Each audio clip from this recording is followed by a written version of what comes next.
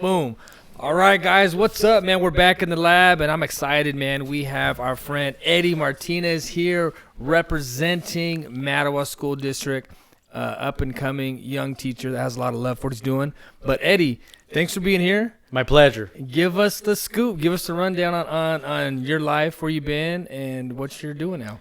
Yeah. So for those that don't know, I'm born and raised Moses Lake from the P Block. I don't know if anybody knows that, but that's my hood. That was the other side of the town. We didn't like P Block when I was growing up. We were Knowles Vista. Yup. Yeah. Peninsula, right? Oh, yeah. Yep. Peninsula all the way. Peninsula Elementary. Stand those motherfuckers, man. I'm just joking. Yep. No, but I'm a teacher. Teaching currently right now at Mattawa School District at the junior high. Holding it down. I'm teaching robotics for 6th, 7th, and 8th graders. I do classes for 6th, 7th, and 8th graders, and then I also coach competitive robotics there in Mattawa. Yeah, that's badass. That's cool, bro. Robotics, huh? Oh, yeah. How long you been teaching for? This is my 7th year teaching. 7th year teaching. Yeah, 3rd year teaching robotics. Wow. That's. Damn. He said robot. We were talking a little before the show, and he said robotics. I'm like, robotics? Like what? Because we don't do that here. No, we don't. So my thing is, that's cool stuff to me. I think that's where we all should be kind of gearing towards. Teaching wise is the creative side for kids. I think it just garner more attention. They can fall in love with something instead. I'm all about the creativity and thinking outside the box. My point is, how come some schools aren't doing that in the area and only your school is? Gotcha. I think I've asked the same question too. Some of the people there in Mattawa, it's kind of hard because it's a tiny little town. Yeah. It's if anybody knows where it's at, it's by Vantage Bridge. It's right there by Wanapum Dam. You go down the Columbia, and then that's where you'll hit Mattawa. When you go past Mattawa, then that's when you hit the Tri-Cities 45 minutes later. So it's a rural, town. Yeah. Just, kind of like Moses Lake, but way, way smaller. Kind of like Othello. And a lot of the teachers said, a lot of those kids aren't seen as going to higher ed or into college. Yeah. So we got to figure out something that they can do that's, hands-on that will benefit the way that they learn. So I like that. I like being told that where it's like, okay, not every kid's going to go to college, right? We've got to be a little bit realistic. And so they've got programs in place so that they can help the kids that, they know might not go to college, but get them something else involved. Yeah. Like I think we're the only junior high that's got a barbershop. We got a legit barbershop. Yeah. Man, I'm telling you what, bro. Like that's stuff. Listen, man, that is the stuff that we should be doing, though, man. That is the stuff that excites me, though. Yeah. Is because the old school way of just thinking that it's just like books and reading and let's teach trades, things that are truly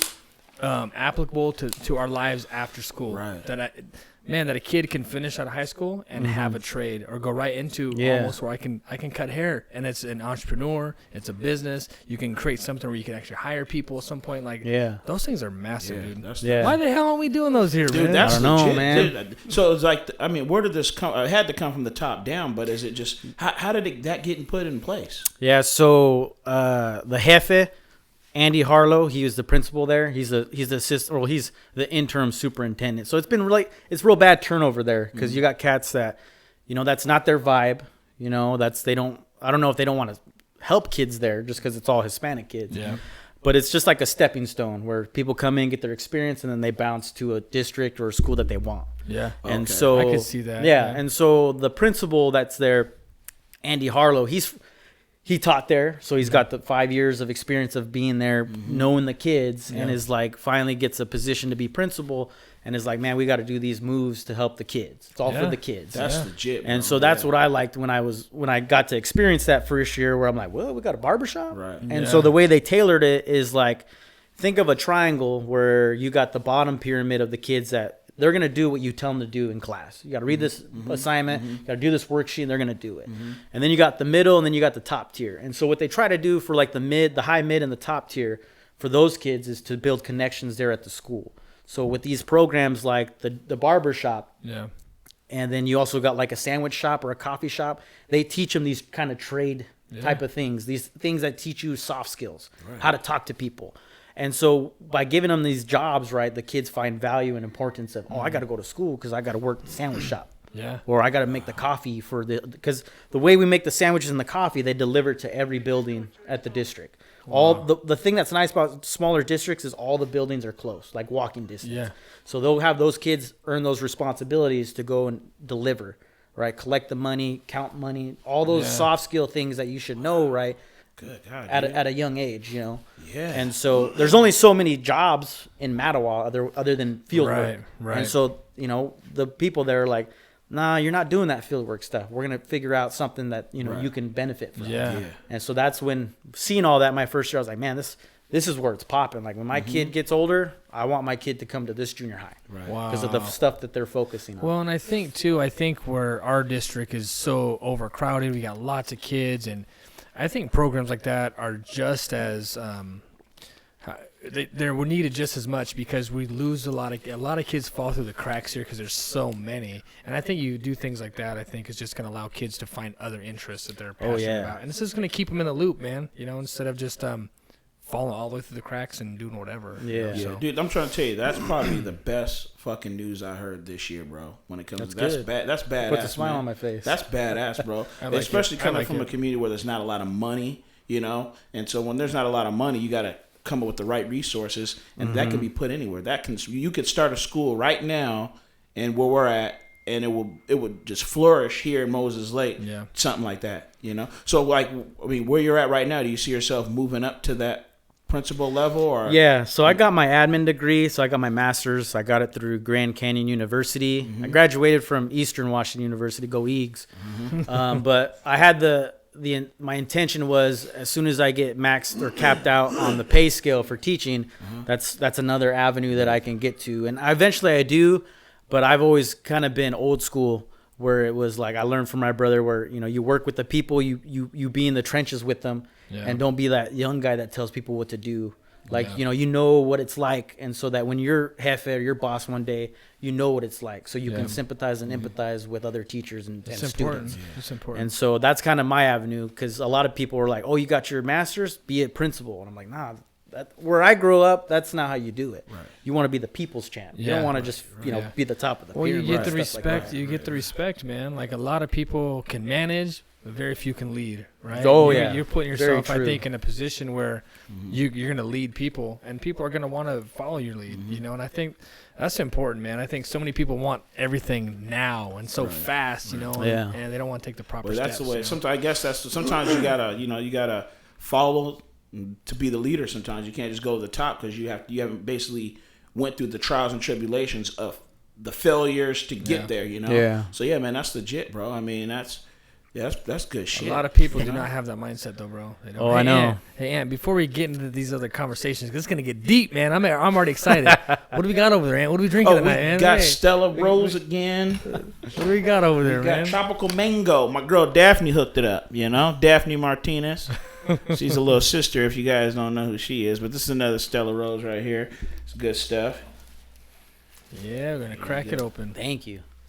That's what's up, dude. That really it excites me, man, because, you know, we've had good and bad experiences with schooling and Yeah. myself as a student, and then being a parent with kids. You know, so it's cool to see other schools getting creative, man. Oh, yeah.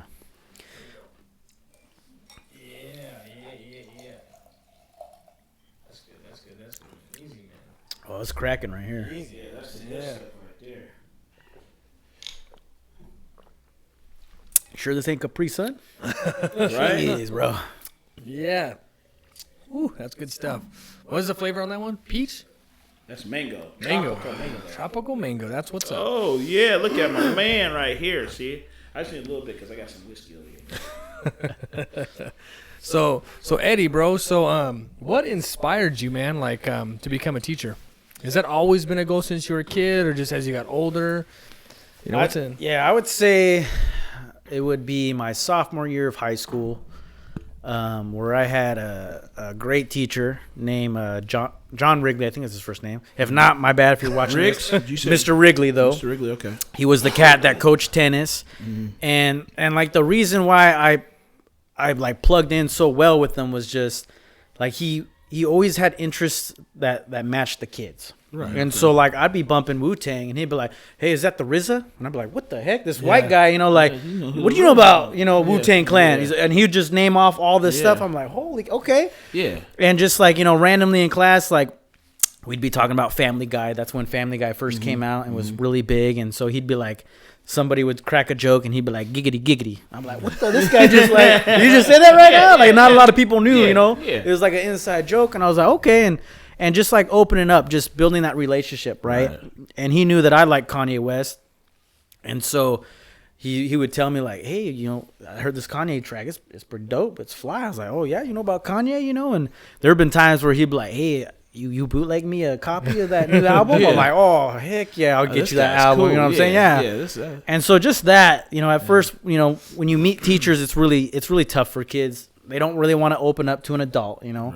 There's that fear where, you know, oh, we can't connect. There's no relationship. It's just me sitting in this chair. You get your paycheck. I'm in and I'm out. And so when I had that class, he really pushed me to my limits. He said, you know, you're pretty good at this history thing, and I'm going to nominate you for AP history. So it's called advanced placement. So if you pass an exam, you get college credit. And so I was like, whoa, college? I was like, I don't know. You know, that sounds kind of hard. And he's like, no, I think you can do it. Like, I think you got, you know, the will to do it, and I think you can pass it. Like, I think you're good. And so I was like, all right, I'll try it. And so we signed up for our classes, waited for next year, got into the class, and it was crazy because I was probably like one of two brown kids in there. Everybody else was white. Yeah. And so I remember walking in, and, you know, some fool was like, hey, man, you in the right class? Yeah. And I'm just like, oh, man. You know, like, dang, like, do I belong here? Right. And so kind of first couple months, it was rough. It was all like notes. Teacher talking, bam, having to write it down as much, you know, and having to read textbooks thick, you know, like the Bible, and trying to figure out these big words, but still, you know, keeping my grind and being gritty and just like, I got to get this.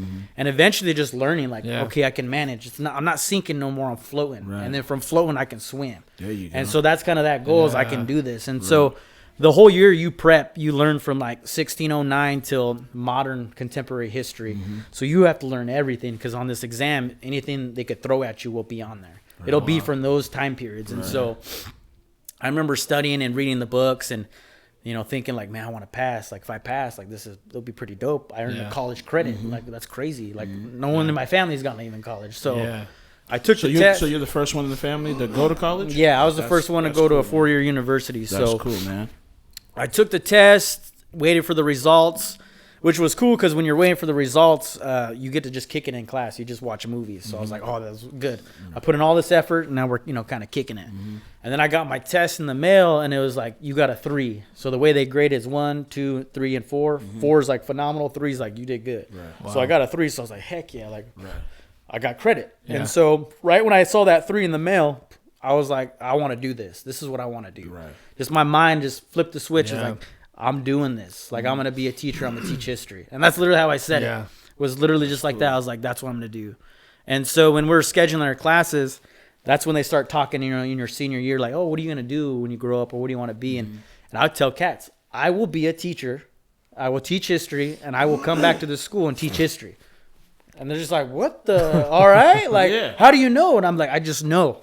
And they're like, bold face, you know, I just know it's going to happen. And they're just like, oh, geez. Wow. Like, I want to get on what this guy's on, you know? And I was just a man with the plan. And so the whole thing with college, I don't know if you guys experienced it, but like, you know, growing up, there's not a lot of people who look like us that have gone to higher ed. So it's been really hard when I was growing up, like this whole college thing, like I didn't know a lot about it. And so I knew that, you know, before like kind of backtracking when I knew I wanted to be a teacher, I had a cousin, RIP, named Hector Torres, who kind of brought it up to me. Yeah, what he said. He's like, you know, hey, you need to go to college and you're going to do this. And so it was super odd because this cousin, super older than me, you know, when you're Mexican, you probably should have been a tío, you know, because if they're super old.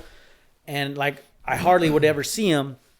And so one time I was like in Seattle and he had to give me a ride back home. And I was like, hey, I need to make sure I get home. I got basketball practice. And then the whole way just talked to me about nonstop college. I'm like, in, you know, 9th grade, like, dude, what are you talking? Like, I got all this time in the world to think about that. You know, I was like, I'm thinking about basketball. The last thing you're tthinking about. Yeah. And so I remember he was dropping me off and we were waiting and he was just, bam, laying it to me like, you know, you're going to go to college. You're going to go to Eastern and you're gonna do something good in your life. Wow. I was like, what? That's like, cool, man. It was like crazy because I was like, He was just helping. He just visualized it. He just and planting them helped with seeds, your- man. yeah, kind of like Inception, just Yeah. like boom. I think that Yeah. that's so important, man. Like one with your teacher, another with him is just planting seeds, man. Just planting You know, seeds, and yeah.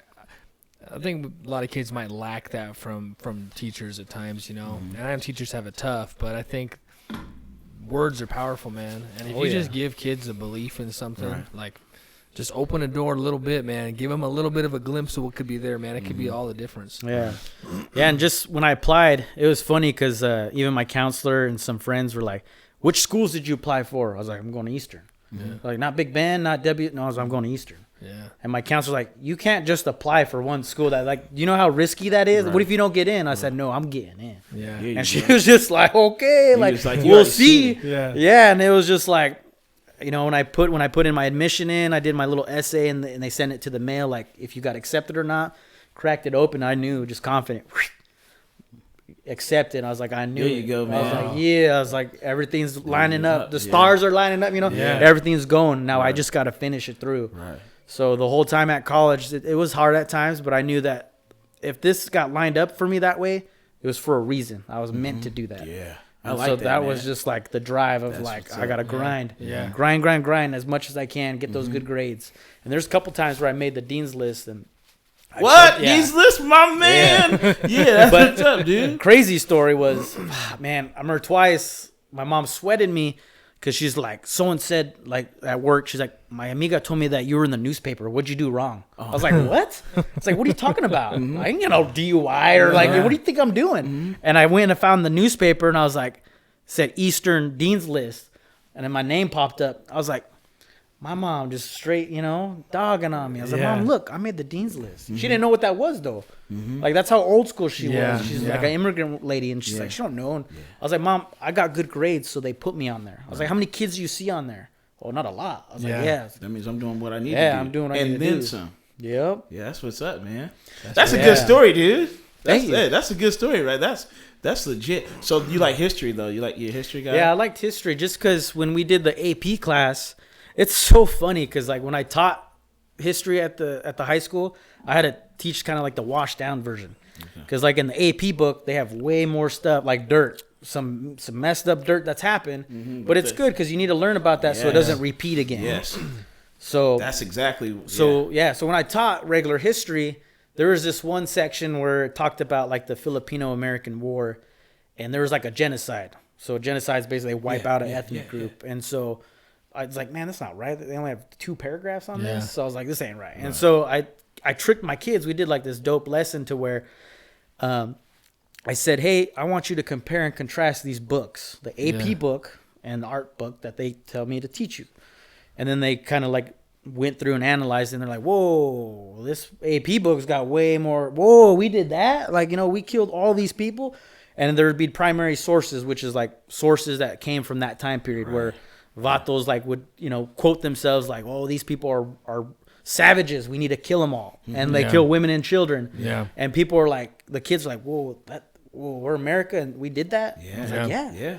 Yeah, man. They're like, why is it in the regular books? Why do you think it's not in the regular? And then get some thinking, you know, like, that's whoa. that's what it is, dude. It's That's like, the stuff that fires that's me the up because stuff. Ant That's- and I have conversations on these type of things all the time, and we get so, you know, we're bothered by the fact that real history is not taught. And you know, as a kid, I could care less, but as I'm older and you start realizing all these important things that have shaped us, but that a lot of people are naive to, that don't think it happened or we're capable of doing. It's like, man, dude, like the truth. We got to teach the truth. in history, man. like history, so it doesn't repeat itself. Like in there, and you know, like you got the Mussolini type guy, and you have like Hitler, and then there's other people that have that mindset that's coming.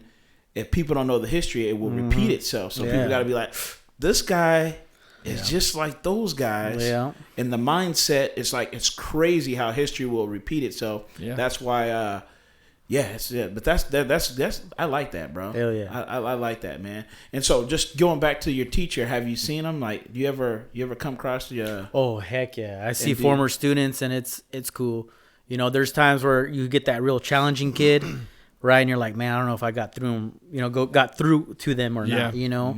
But then when you see them later in life, they're like, they tell you those moments like, hey, I remember you talked to me. Thank you for doing that. Like I was going through some stuff. I didn't want to share. I didn't feel comfortable yet, but I want to let you know that you're the only teacher to be like, I got your back if you need any help or whatever. Right. Yeah. And so that was always comforting where in my mind, it's like, I might not reach every kid. Hopefully another teacher does. But in my mind, it's just like, when I see them one day, they might tell me that, like, hey, thank you for putting up with all that crap that you had to put up for. Yeah. And not cracking. Right. Because it's hard. Yeah, like I was a punk in school, dude. I was a punk. Same here. That's why when I was teaching and like I wasn't. observe, I'm like, man, I'm going to get it back twofold for Yeah. all the times Right? that I did You crap. get it back, right? Yeah. Yeah, but So- when I was coming up, I had Mr. Perales, dude, and he was just like a counselor, whatnot. Yeah. But dude, I was like, dude, I was just fucking going to school, dude. I was just showing up, and that's back when you could just show up and fucking they would pass you like, he's here, all right. Give that guy a fucking seat, Like, Get him out of here. Yeah, but Mr. Perales was a guy that was in my life, and I don't know if he was in Derek's life, whatnot, but we had this thing we talked about. It was called Group. And we would get some of the troubled kids or the kids that were going through some shit whatnot, and I was definitely a fucking troubled kid. Yeah. And so they put this shit together, man, and it helped me out. I probably would have been a psychopath if I didn't have that shit. My wife still thinks I'm a psychopath. Bro, it's important, man. I think Anthony and I've talked about all the time is the fact that kids, and nowadays, I'm sure you see it obviously, right? But nowadays, like with social media and just everything is magnified, man. And I feel bad because I feel like kids, they don't have any outlets anymore, And also on top of that too is there's less room for error. You know what I'm saying? It's like everything's well, it's on here half the time. So Yeah. I mean, if we had this when I was a kid, I would have been Probably in the same right? shoes, Who knows, Yeah. right? But I feel bad for kids, man. I feel like there's just not an outlet where they can just voice themselves without repercussion. And we need those things like Group. We need those things where kids can just come in, they can cuss up a storm, they can let it all out, and I'm not judging you for it, man. Right. I can guarantee there's the impact that you're making, like your teacher made on you. Just one conversation, like with the kid that is not getting it, dude. They'll remember that shit. They'll remember it. And I think where we kind of drifted off is that I remember growing up. The teachers and the men, because I had a hard time with women teachers. I was just a kid that, I had a mom, I had an aunt and all that, and I just hear women. But so when I had a man teacher talk to me, I always did better. Well, it was just something. I was just that kid, right? That teacher, his name was Mr. Kumasaka, right? He was a Japanese guy. Cool. And he wouldn't let me slide, bro, on nothing. Yeah. And I knew that. I was out, but he wouldn't let me slide, Yeah. And he would always tell me, because I would always get in the shit, and he was like, listen, it's true, Anthony. Sticks and stones may, hurt your bones, but words will never hurt you. So forget what those guys are saying, man. Those words don't mean nothing, man. Okay? Don't. And I think that's what we drifted away from. We drifted away from like this internet bullying and stuff like that. Those are just words, man. Oh, yeah. And stuff like that. So I think that growing up back in that time and the stuff that I was going through, I think that we need to have our kids kind of go through some of the trials and tribulations of roughness. Like high school is real life, Oh yeah, I think you do. It's like we need to like that world of the high school world is the real world to where it's kind of like you're gonna have your winners, your losers, your cool kids, and all that. And when you get in the real world, I've been here. It's high school, but this high school experience these kids are going through right now, it's fucking weird, dude. I don't know what it's this virtual reality world, and I can only imagine what you go through, dude. Like, kids are talking about you and stuff. Like, look at this guy's hat, shit, Yeah, so I think the biggest thing is you can't get away from it, right? Because of social media, kids can't get away from the bullying, which I think is what's causing most of the damage now. Yeah. So dude, hey, like, I mean, I know we're kind of going back, man, but just kind of, can you give me like a background story of like your family, kind of like? I kind of want to know like your family. Like, no, that's super dope. Yeah. So like my mom came from Mexico, so she's a Mexican immigrant. So I remember it was funny because like I had to type up a paper, I think in my anthropology class, about like migration and stuff like that. And so my mom came here for a better opportunity, when she had kids one day. And the story that she had tell me was like, it was legit. Like I was like, oh crap, like I'm in college and I'm just hearing about this, like legit having to dive underneath the fence under like with a hole, run from helicopters. I'm like, man, this is like my mom run from helicopters, hopping in a pickup truck with like a trailer in the back or something like that, and driving from like Southern California all the way to Washington State, eating bologna with a bunch of other immigrants in a car. Yeah. So I was like, man, that's the most gangster story I've ever heard in my life. Like all that just so, when she has kids, those kids will have a better life, and we have. Like if I was to been born and raised in Mexico, like different story for sure. Yeah. Like I would not be probably the person that I am and stuff like that. So this is that's deep, dude. That's deep, man. And what do you think of all this chaos? Like, and we won't get too deep into the politic thing, right? Because it is what it is. But what's your take on all of that and the negativity that came with immigration, illegal immigrants? Yeah. DAC, like, well, there seemed like to me, which is very hard for me being a minority, is just like there was this attack on brown skin immigrants, like we're all rapists and murderers and thieves. And with your story, a true success story, American dream, right? Really what your mom did. Yeah. And I don't understand why people want to fault people for trying to do whatever it is at all costs to get their kids to a place where they can have some success. Right. Yeah. So, I mean, what's your take with, how do you explain that in today's climate? I've had discussions like that in class, and especially like when Bush was around, like when I had taught, and just like I tell the kids, like, not every brown person or person that looks like me is bad. Like if my mom wasn't allowed here, I wouldn't be teaching in front of you. And a lot of kids are like, "Whoa, that's not bad," or "That's bad." Like we wouldn't have a cool teacher like him, And I'm like, yeah, like you just got to give people the opportunity and the chance. Like, yes, there's gonna always be people that abuse that. Of course there are. Right. It's in everything in life. In everything. Yeah, but I just, you just got to take the good and just, do what you can with the bad. Just work with what you got. Yeah. And so. But I mean, I embrace that for people who are wanting to come to this country to get a better life. It's absolutely correct. Mexico, you work for $5 a day. Yeah. Here in Washington, you get paid minimum wage, and that's quadruple the amount of income that's coming in. So it's like, who wouldn't want to make that choice? And what people need to realize is they gotta get a coyote to come smuggling them, and they're going through crazy terrain, desert at 100 degrees, or at night with drones that could shoot them down or whatnot. Yeah.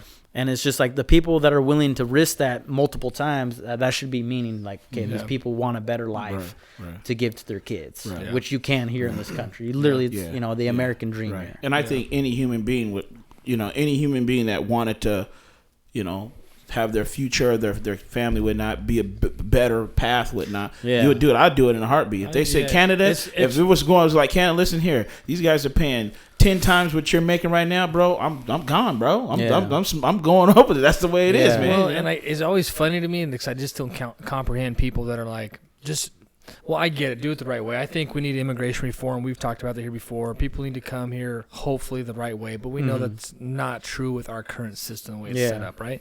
But I've always found it funny when people are like, I would just do it the right way. I said, man, you don't know, because if it comes between life and death for your children, come on, dude. We're all 99.9% and there's do whatever it takes, right? Yeah, and there's even a lesson that I taught my kids where, man, I'm trying to think of the Filipino journalists. So the documentary is from 2013.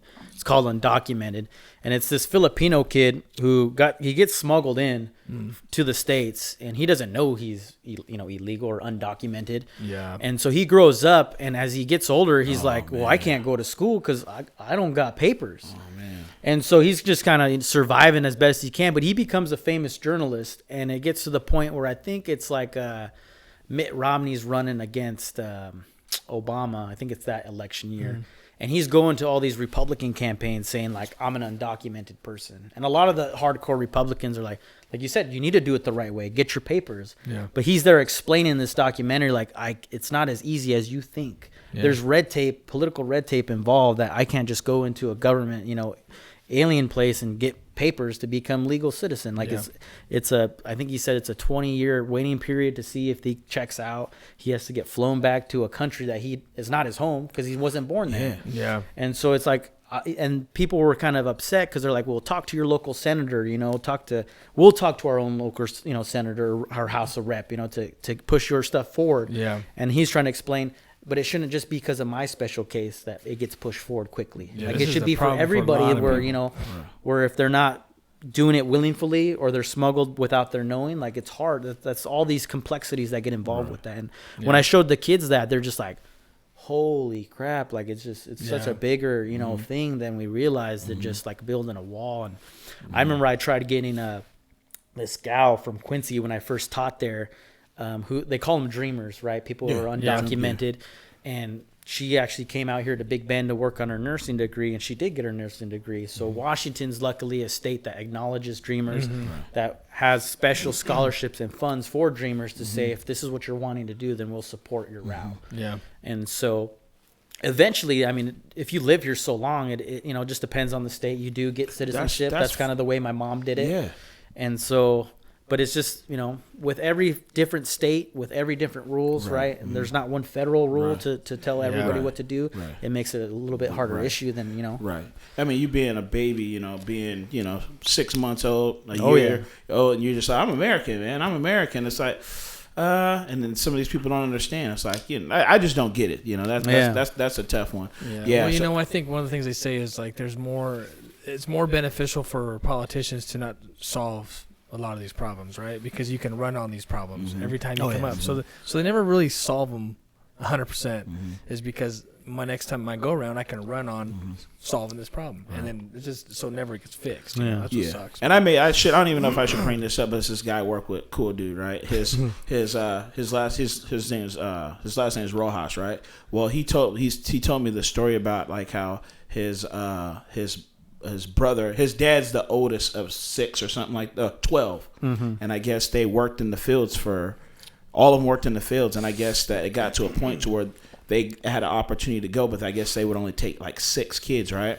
And I guess all the boys went, the girls stayed and worked the fields, right? That's very true. And the boys went and they worked, and they all right now all successful men, like lawyers, doctors, whatnot. Well, one of the brothers, he works over in Seattle. He's a big shot lawyer, owns his own firms, huge. Well, he opened up this thing. I don't know the name of it, but it's called Mars. I forgot what it is, but he has like this new. And me and Derek, we're gonna go over to it. It's like it's a history type of what is it, museum, right? And he has like all this stuff talking about Cesar Chavez and just history dating all the way back to like Texas and all these cool stuff. And he has like actual stuff from it's real history shit, dude. Yeah, that's dope. And it's like that's where we need to go. We got to go there. We got to take our kids there and have them understand like this is part of this is American history. This is Mexico, but this is still American history at the same time. Yeah. American history is just not about the fucking wigs and the fucking that shit. You know what I'm talking about? I know what you're talking about. American history. So that's who we are. It's this is who we are. So I mean that's something that that's huge for my boys, you know, that they need to learn, you know. So, and like my boys, they really don't know who Cesar Chavez is, so we talk about Cesar Chavez and the history behind Cesar Chavez with Dr. King and those type of different things like that. That kids just need to know that, you know, just all the heroes, you know, aren't, you know, like these guys riding on fucking all horses. The heroes, we're taught all the, you know, the white heroes, Caucasian heroes. That's what we're taught, you know, and we're so much more complex, man. And I think that's why we probably don't have the respect of culture and other minorities in general, right? Because we don't know the impact that all these people really played in our history, you know, where we're at today. So man, I got a question for you though, bro. Like, have you faced any adversity, discrimination? I'd say discrimination, like being Hispanic and coming through the ranks. You know, have you been down upon maybe in a sense, like coming up as a teacher? Yeah, I mean, there's the classic, like, you know, you get pulled over, feel like more often by police officers than usual, or like, I got to put my hands right here, you know, just in case, you know, you get a couple of those, or you get people making, you know, the smart comments about, you know, this beaner, this wetback, you know, this spick or whatnot. We got that. Yeah. And so I'd say one that I was thinking about, you know, coming on here was like, we had to do like a teacher training in San Diego in California. And I was packing my luggage, and it's like I tell this story to my kids all the time where I'm like, hey, kids, so I had to pack, and I was like, oh, man, there's too much red. There's too much red in that luggage. And some of the kids kind of understood, and some were like, who cares if there's red in your luggage, you know?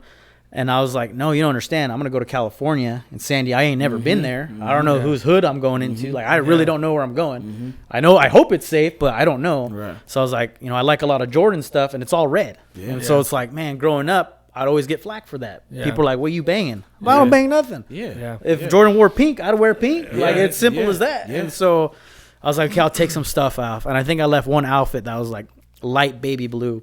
And I was like, no, nobody's going to front me for something like that. And so I packed it. One of the teachers that was my age, he was like, hey, man, let's go to the bars. Nobody wanted to go with him, so I felt bad for this guy. I was like, I'll go with you, you know.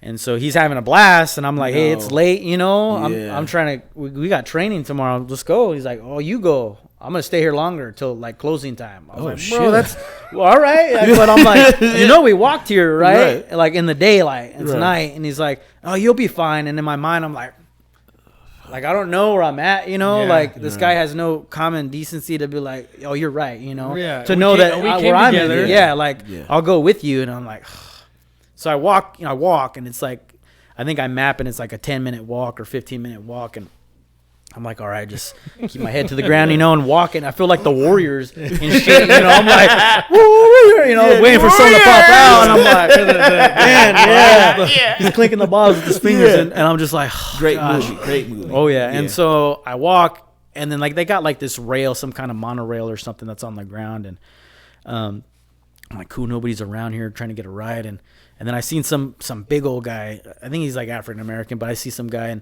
I was like, oh man, I like those Jordans. And I was about to say, hey man, I like your Jordans. And right away he's like, what's up, motherfucker? Like, what's fucking popping? No. Like, what you doing? Like, no. I'm just like, you know, whoop-de-doo. And I'm like, oh my gosh, dude. I'm just like in my mind, I'm like, it's like fight or flight. Like, what's gonna go down right now? And so I'm like walking like 2 city blocks, like the long ones, and I'm just like, all right, what do I got to do? Like, do I got anything? So if I got to defend myself, and he's just chirping at me, like I don't know if he's banging or whatnot, but I'm just like, how do I get out of this situation? And then finally, like, there's kind of like a station where the monorail goes, and there's some people there, and I just like kind of walk a little bit quicker, and I lose this guy. But in my mind, I'm just like, man, did I put that out there to the universe? Like when I was packing my luggage, like was that my fault, you know, or was I being conscious of where my surroundings was? And so just thinking of like walking back to the hotel where all the teachers are at, just like, you know, do I blame myself, or was that just the wrong time or the wrong place, or, you know, something like that? And I get to the hotel, and everybody's chilling in the lobby drinking, all the teachers, and they're like, you know, they're kind of looking at me like, this guy all right? And then it was finally like my old counselor. She's like, hey, mijo, are you all right? And I'm like, no, like, this is what happened. Like, what the, you know? I was this close, man. And all she could say was like, you know, she didn't. She got sons, but not like that, you know, where they're gonna have to face that type of thing. And and like, she's like, oh, it's okay, you know, you're okay, and like trying to counsel me, and I was just like, that's not right, you know, like. I told her like when I packed my luggage, and she's like, I know, you know, like you could think like that, and then I just had other people who were listening to the conversation, and they were just like, oh, Eddie, no, that wasn't because of that. Like, you know, they were white. They're like, that doesn't happen. Yeah. Maybe just this person. But they can't. They really can't comprehend. Yeah. They really can't. And so in my mind, I'm just like, do these people not understand? Like, when you look like me, more stuff happens to you than it would to, you know, someone with white skin. Yeah. Like, and it just was, to me, it felt so disrespectful, because it's like, I tell you the story, and instead of learning from it or like acknowledging that it happened, you're dismissing it or putting it under the rug. Like, like it was up to me, you know, like something was my fault. Yeah, dude. Then I work, I'm with people, and a lot of them just don't get it. And it's like, it kind of pisses you off, bro. Because it's kind of like, you don't get what's going on, and you don't even like, you're not even trying. It's kind of like, you got to figure it out until you fucking get knocked in the head, and then it's like, hey, this is what happened. It's like, that shit like that happens. But that's a good story, man. I mean, and I would have seen that guy the next day, I'd have fucking spit in his face like, you motherfucker, man, I was bro. Just like, and like when I thought about it, like eventually when everything calmed, like your adrenaline's like cool now, it was like, I think that guy was wearing red, because like I said, like nice Jordan, like he had OG Jordans on, like the color, you know, that colorway. Yeah. And I was like, well, I think he had red shorts, and you know, a white tee, like a big white tee. And I was like, he didn't. Yeah. I might because of the baby blue I had, you know. And I was like, man, dude, like. And I bet you like 9 times out of 10, it was because which he saw you wearing. Like, what's the fuck is this dude doing over here? Oh yeah. Like where's this guy? Well, he's in the wrong fucking part. Yeah. Let him say something. Yeah, exactly. And that's funny. How do you inspire, or what do you do to motivate kids now? Like, is there any, like, I want to know, because I know things we've gone through. Mm-hmm. What do you do as a teacher to be to connect with your kids and inspire them, that they can be things that they may not think they can even be? Yeah, I'd have to say, you know, relationships. You gotta, like, the kids are like a customer. Your customer is right. You gotta know what they like, and that's what you gotta tailor to. So like when I do lessons, I'll be like, oh, this kind of connects with what this kid likes, and so I'll be like, hey, remember you said that one thing, that whoop de whoop thing? Oh yeah, well it connects right here, and they're like, oh okay, that makes sense. And so I do my best to really get to know the kid inside out. Yeah, and we do, the way I do that is like, we do what's called a Where I'm From poem. And a Where I'm From poem, I got it from, actually from this district. Josh Meeks did it at Big Bend where he showed the whole district. And it's a super dope like template where it asks you about things that's happened in your life and stuff like that. Like your home environment, things that you would see, smell, or taste. Yeah. And it really breaks it down, and then it gets to like some 3 stories about that's happened to you, adversity or like, you know, grit or being resilient. And so I remember on mine, when I shared it out, I mentioned when my brother was in the school shooting at Frontier. Yeah. And so what was crazy was a lot of the teachers that I taught with, who they were my teachers, they were like, I never knew that you went through some stuff like that. Like, this is the first time I'm hearing it. Yeah. Wow. Like, they're like, whoa, like you really put thought into that. Right. Because some people were just kind of generic and they didn't want to put it because they didn't feel safe. And I was just like, well, I'm a product, you know, we're all sitting in this conference and I'm a product of what you made. Like, so I'm going to put everything I have so that you realize that when kids write the same thing, be ready to expect some crazy stuff. Right. And so when I do that, like, it really helps with that connection. Yeah. I can understand where they come from, and I can, you know, match a goal or what they're wanting to do in life. Because there's times where I sat kids down like, hey, this robot thing, I know you don't like it. Yeah. But I know that this one thing you do like, let's work on that. Yeah. Some of the skills that can trade off from robotics can lead to this, to make you be successful. Right. I was like, at the end of the day, I could care less about the robot or the history stuff. Right. I was like, I want you to be successful. And if you got a goal, I want to teach you how to be, you know, how to get that goal. Yeah, like whether it's books, whether it's quotes, or it's, you know, my experiences, or I can plug you with somebody. Yeah. That's what I want to do. Yeah. I was like, I just want you to get connected where you don't feel like you're alone and you're doing it by yourself. Yeah. Because I knew what it was like when I grew up, where going to college, figuring out the whole college thing. Like, I had nobody because nobody in my family went to school. Right. So it's like, how do I ask those questions if you don't know? Yeah, man, that's good. So college, so you being the first kid in your family, did you feel pressure? Like, like, I'm the first one in my family, I have to accomplish this for my family? Did you feel that? I'd say like a little bit slightly. I would say with me having my mind made up, I was like, okay, this is what I got to do. I got to grind. There was all the things in the back of my mind were like, okay, I don't want to party and drink. My older brother kind of did that in like community college, and I was like, I can't F this up. I got this opportunity. I get, you know, Pell Grants to help pay for my schooling. I got to grind as much as I can to get the work done. And so not until like my end of my junior year, my senior year, then I really started kind of going out. But, but like I said, I played intramural sports and I played basketball with dudes, and like they would be there one quarter, gone the next. I'm like, whoa, like, what are you doing? You know, they're like, well, smoking weed or drinking, you know, or trying to party every day. I'm like, you can't do that, bro. Like, that's your money. You blow it away that way. But I'm here because I got a plan and I got to, you know, fulfill it. Right. Yeah. I guess the reason I asked you that is because my oldest son, he's the first kid in our family to go to like a 4-year college, and he's basically because I don't know my father, right? So me not knowing my father, we told him, I said, hey, this is the first. You're the first generation. Like, you're gonna be the start of our family, you know. So.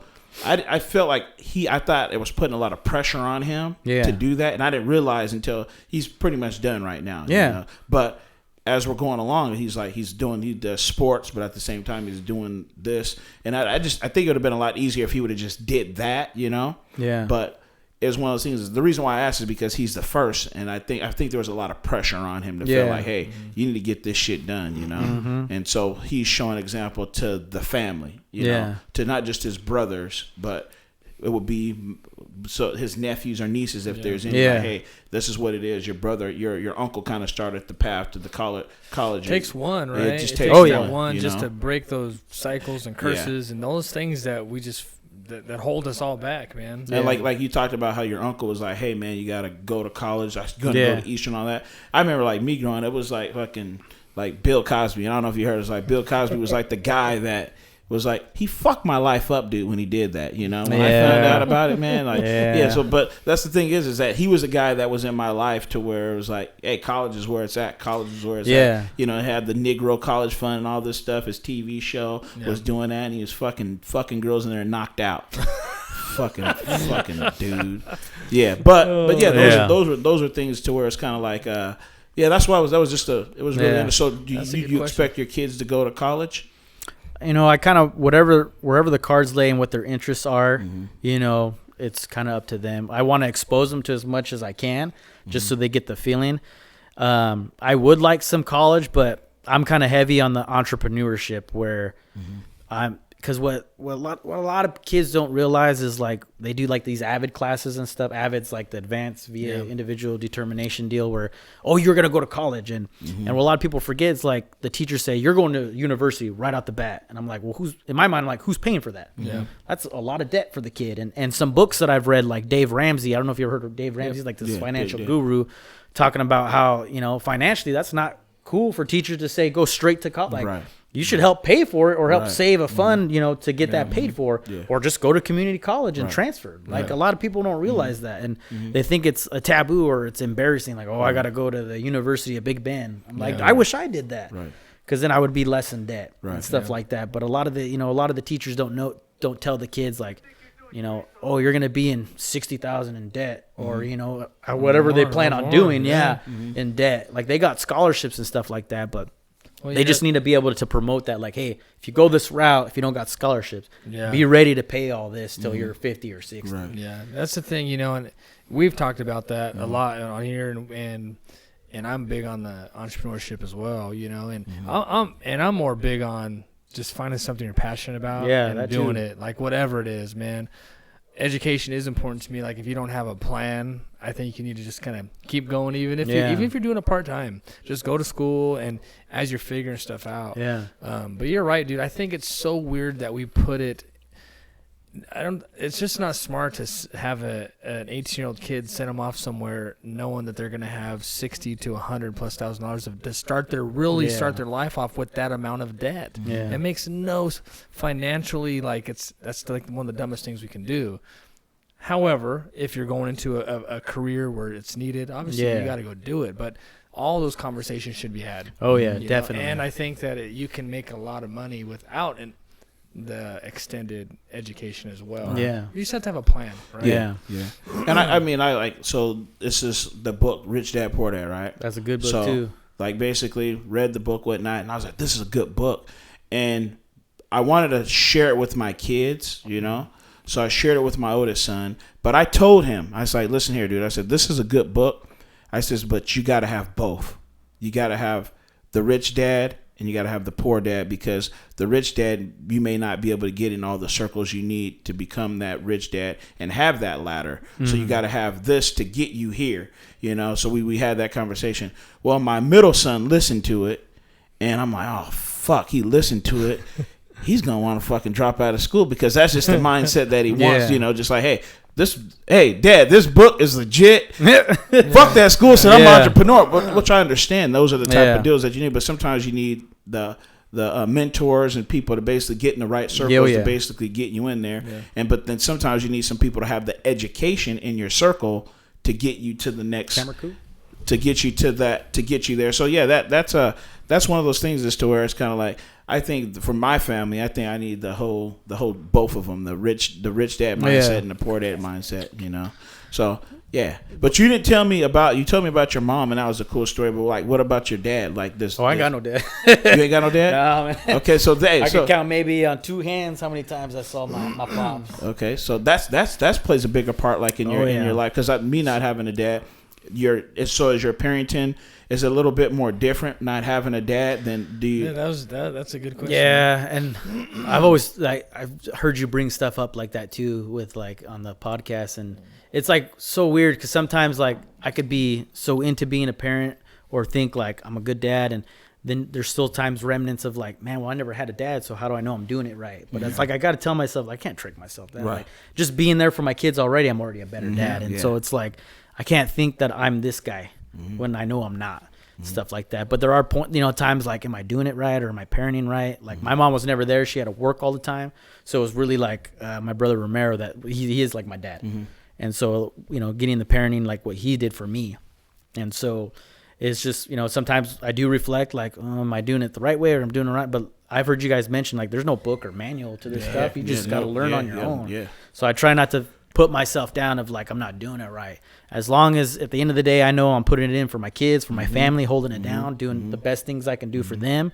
Then I feel like that's good enough. Right. Yeah. So, that's parenting stuff. Man. Yeah, that's parenting stuff, dude. So I was like watching this. Never mind. I was watching this show on TV, dude, and I forgot what it was. What this kid was saying something. It was a corny ass show. As a matter of fact, it was Those you motherfuckers laugh, all right? Actually, it was Big Daddy. You remember Big Daddy as Adam Sandler? That's a great movie. That's a good movie. Dude. Yeah, it was a good movie. I just watched it the other night. You want him to spell your name? So I was watching it at the end. He's talking about the dad thing. Then I was like, it's a comedy. I was like, I feel kind of weird. Like, I don't feel like this. Like, I ain't gay. No. It was like, but I felt weird. I was just like, that's probably, I guess, how my kids they probably feel, because I've never had nobody to look up to like that. Yeah. Except my dad when he put those like pills in the pudding pops, and he did that to those girls. That's the only dad I had. Yeah. But it's just weird it's weird not having a dad. But to me, I'm fine with it. I'm cool with it. And so check this out. We can go on. So anyways, I think I found who this guy is my so-called dad, right? And so I tried to hit him up on Facebook, nothing. And so he had a daughter, right? So I like hit his daughter up and was like, hey, is this your dad? Can I get his number? It's this chick. What do you want with my dad? What do you want with my dad? And I was like, I says, well, I might be your half brother. I said, there's a possibility that, my mom told me woo that this is it. Yeah. That was about like 7 months ago. No response, dude. Man, are you serious? Yeah, no response. But that, to me, that's like closure right there, dude. That might sound like it might be corny, but that's like closure, because it's like, I really don't want nothing from this motherfucker anyways. I just wanted to see if, he had a bad heart or fucking fucked up testicle or something, dude. I don't know. I just, it is probably it's free from just just in case. It might not even be the dude, But it's just one of those things is that, like me, it's like having, to me, I think I would be, if I didn't have a mom, that would be more of a bigger problem than a dad. Because I had friends and, a media and fucking music, Wu-Tang motherfuckers helped me grow up, for sure. Yeah. So that's weird, man. Yeah, but parenting is definitely difficult, man. And the older they get, shoot, man, it's just a trip, dude. Oh yeah. And where honestly, like where I thought I was doing really good, obviously I wasn't, because we dealt with things where it's like, wait a second, man. So it's just a trip, man. So you got 2 kids? Yeah, I have an older daughter. She's 6. That's Coraline. And then I have a son who's like 2.5. Well, he turns 3 in February, so it's getting close. And his name's Zion. I like that. I like that name too. That's crazy. Zion. So is he gonna play some ball too, or what? Yeah, I want him to for sure. He gets like the baseball or the soccer ball, football. He throws it. So I'm hoping that when he gets older, we're doing some pop sessions, throwing the ball, getting him into it. So dude, I'm ready. We lived out there, dude, doing that stuff. Man. Oh, I know. Oh my god. The PSAC. I remember. Man, how old are you, dude? Because you look like 30. Shut the fuck up, really, bro? I was like, you said 7 years. I was like, man, this dude looks like he's fucking 22, man. Like, when I first taught, there'd be time. Hey, where's your whole pass? Man, you look young, dude. I know. Especially if you be rocking the Jordans at school. Oh yeah. Hey, just put them up real quick. What are you rocking today? What are you rocking today? Got the Fear Pack 4s. Oh yeah. Everyone say they fake, but they ain't those fake. Those are nice, man. Those are nice. One of a kind. I know. I was telling those Eddie. nines. I was telling you before the show. I said, hey, little Derek. He's like, hey, make sure you wear some fire to the show, because Eddie's gonna be bringing it. So you should have told me, man. I didn't throw the ones on. I throw the ones on today. They should have told me. I would have worn my Jordans. I got nothing but fire, man. That's all I got, dude. Yeah, man, I ain't even gonna show you my shoes, man. It was like, I got some chocolates on with socks on. So how is so being a parent now? How has that changed your perspective on life in general, but also change your perspective on teaching? Yeah, a lot of the times, like before I had kids. I think I had my daughter Coraline, I think the first year I taught. And so by having kids, it's just like, man, they're like plants. You really got to nurture them. You know, you reap what you sow. And so as they're growing, it's like it's allowed me to be a lot more empathetic, I should say, and sympathize with kids who aren't getting it. But it's allowed me to like allow that communication, that flow of communication where like, hey, something's not popping today. Like, what's going on? You know, like instead of being that teacher, like, oh, you're not gonna do any work, go to the office or do this. And so by having kids, it's obviously opened me up and allowed me to like deeper understand what's the root, what's the cause, what's going on here, to trying to find that out. And there's times where like my daughter and I would fight. It's super hard because like I grew up with a bunch of brothers, never had sisters, so it's like it's a different vibe, you know. And so she was one of the first girls in our family. My brother Romero had Isabella, so that was nice. So Coraline gets to kick it with the girl cousin when she gets older. But yeah, just a lot different when you're growing up with a bunch of guys. You know? I don't know anything. The closest girl I know is his granddaughter. Besides that, it's kind of like I got nieces, but it's kind of it's weird, bro. Yeah, same with like spanking. Like when she was little, I'd spank her a couple times, but then Stephanie and I had that discussion of like, I'm the woman, so I'll do the spanking. Like, you're a man, might hit her a little bit too hard or whatnot. Like, let's leave it to, you do Zion and then I'll do Coraline and stuff like that. And so that's helped out. And, but yeah, it's a learn as you go. They get older and they grow so fast. And it's like, man, there's just sometimes they get into some stuff and you got to talk to them, Yeah. It's funny. I had we have friends, man. As a parent, man, we've been through some shit, man. Like, and people don't even know half the stuff that we've been through. And at some point in time, we'll share more of all the trials and tribulations, Yeah. But one thing that's allowed me to really do, bro, is not like judge parents, not judge. Not judge kids. Yeah, you hit it on not the button judge for sure. Because with my oldest son, like really was smooth sailing where I thought like, and I even had a lot of dads be like, man, you and little Derek have a great relationship, man. How do you do it? And I'm just like, I don't know. I just thought I had the touch. I had the magic touch. Really. I was like, I don't know. We just had a great relationship, man. And great, we could communicate well, dude. Like, and so I really just thought I had the dad thing figured out. Well, come to find out, every kid's different, and you deal with different struggles, man. But we've had friends that have had their kids have gone through some stuff that's been embarrassing, right? Embarrassing or things that they wouldn't expect, and they're just like, how could they? Like, we do this, and it's like, listen, man, it happens to the best of them. Yeah. Dude. Like I have some friends I know they're an older couple, but and big into faith and church and just great people. And one of their sons just got addicted to drugs and spent years as an addict. And he's clean now, but it's allowed me to going through my own shit. Is to look at no judgment, man. It's because no matter what we do, sometimes our kids are gonna walk a path that we don't understand or approve of. Yeah, we just hope they come back. We instill enough things that it just resonates at some point in time. Yeah. You know what I'm saying? So it's just crazy, man. Parenting man, you're getting ready to get into the tough times. I'm giving you I know. I'm not scaring you right now. No, just even teaching, like, it's helped. Kids. Yeah, it's helped. Kids have told me, their home life, and it's like, man, you're going through some stuff. Like, I never had to go through something like that. Yeah. And so it just gets me prepared. Like, I tell Stephen, like, thank goodness that you're elementary, because then you know how to do that. I remember I had a sub for one time, and I had to tell a kid, like, hey, what are you doing? And right away he's like, I was like, bro, I barely raised my voice. Yeah. Like, what the heck? Yeah, but the guy elementary teachers are, a little bit, heartwarming, or they, hey, what are you doing? And with me, I was like, different. Hey, I'm gonna talk to you like my sixth or 12th grader. Like, that's why that's why back in that days I always got along with the male teachers, because you always had mom's always no matter how mad they are, they have like this baby fake voice going on. Like, why would you do that? Like that's not really your voice, that's where's that voice coming? But I think you're gonna be a good dad, man. Like, great. I'm pretty sure you're a good dad right now, but you're gonna be fine, man. Because and the one thing that you got is you got history on your side, dude. Yeah. So you can always tell a story like, this is what happened then. This happened now, and you're gonna be like that motherfucker if you keep doing that. Like for real. You got history on your side, dude. So are you coaching? Because you helped coach basketball with our oldest boys. Yeah, right. That was a pleasure. Yeah, that group was a special group of boys. Yeah.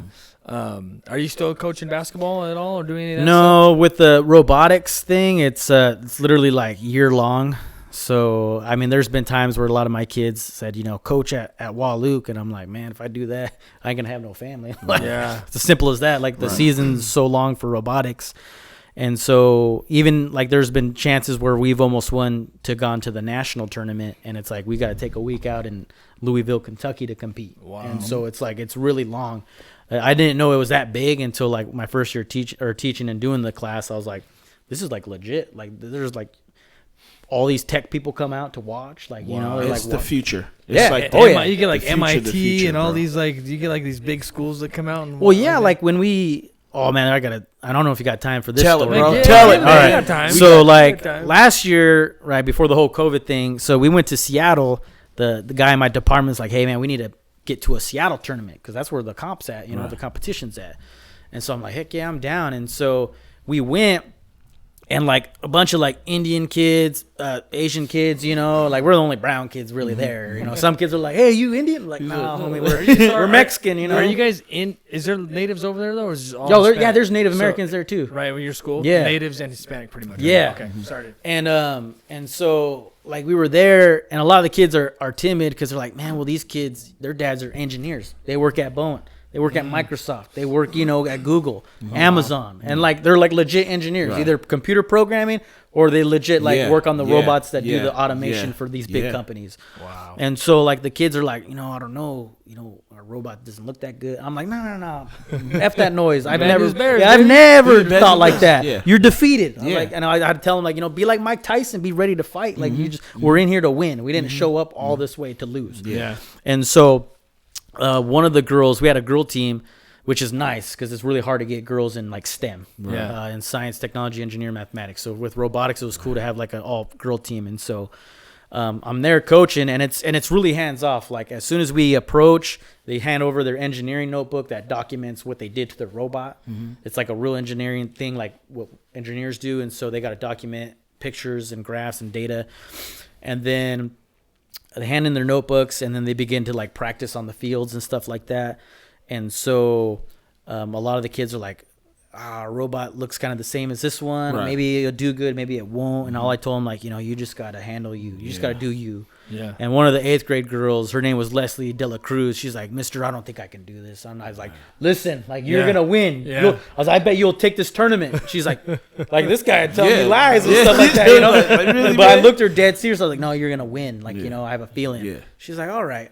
And it ended up, like, when we were doing the tournament, she's scoring hella points. Right. Like, she's moving up in ranks. Like, it's probably 30 schools there, and you can see Wall Luke. Boop, boop, boop, boop, She's boop, like boop. looking, like, wow. And so then we get to the second half of the tournament where they decide the standings, right? Who's getting paired with who. And so we're top 10. And so the whole time when, like, we were doing the first half, I was like, watch, we're going to be top 10. We're going to be top 10. Yeah. And then you heard kids like, we're going to be top 10. 10. We're going to be top 10. So they just fed love it, into dude. it. I love it. And then we got the standings, and we got paired with some good teams. And the girl that told me, like, I'm going to lose, like, and she was, like, number one, she's top 3 teams. So she got paired with a good robot, which is going to score high to possibly win. And so I told the kids, I sat them down when they're fixing the pairings. I was like, I don't care but what you think, but what I think is we're taking first, second, and third. We're taking this whole tournament. Yeah. And they're like, what do you mean taking first, second, third? I was like, we're taking first place, second place, and third place. So when they have the trophies, they're going to keep saying, Wahluke, Wahluke, Yeah. Wahluke. And all the kids were like, what the? But just like they were vibing with me. Yeah. I was just pumped. I was just like, Yeah. this is what we're here to do. This is Yeah. what we're going to do right now. and that so- that sports background. Yeah. Yeah. Oh, yeah. Definitely It's got all me ready belief, for right? competing. Yeah. All belief. And man. so when we're doing the rest of the tournament, slowly and slowly, you see my team scoring top 3. And so one of the kids was like, hey, did we ever get top 3? Like, did we all, take the whole tournament? And I said, ma'am, can you print out that sheet? Yeah. Took the sheet. And I was like, look right here. They're like, holy crap, that really works. Yeah. If you just believe that that's what you're going to get, Yeah. you're going to Wow. Yeah. get. Like, I'm Bro, real that's- big on the law of attraction. Oh, I don't know if yeah. you've ever heard of that Law stuff. of attraction. I love it, dude. Yes. Yeah. I'm I'm adamant about teaching just- that to my kids. And just speaking it, bro. Yeah. Like, the Yeah. biggest thing, like, we're so scared we won't even speak those words, Yeah. right? Because if we don't get there, we're failures, so we're scared to even speak it. But Yeah. if we speak it, hell yeah, I believe that That's shit all badass, comes man. Oh back, yeah, dude. like we even got in the newspaper too. Like I hit up all the newspapers, and I had one that was like, heck yeah, we'll do a story. So we had like 2.5 pages worth of like they interviewed all the teams that took first, second, and third, and we're like, They're asking crazy questions like, how'd you know how to build this robot or this and that? And they're just like, I just did it like this. And they explained it, and they're just like all hyped into it. They're like, oh, man, we're really good at this stuff. And I was like, yeah. Like, you're born to build. Like, let's do this. Yeah, and the thing is that, like, we talk stocks and stuff like that. And I was talking about how I just, as this stock is called robotics and artificial intelligence, whatnot. And you have, like, all these types of different technology. That's where it's going. So there's called surgical some type. It's a surgical industry, something like that. And they have, like, these machines that work strictly on, like, in the medical field with and they're going to be everywhere. Oh, I bet. Everywhere. They're going to that's what they're going to be. And I think they're working with soldiers right now, and their stocks are through the roof, whatnot, right?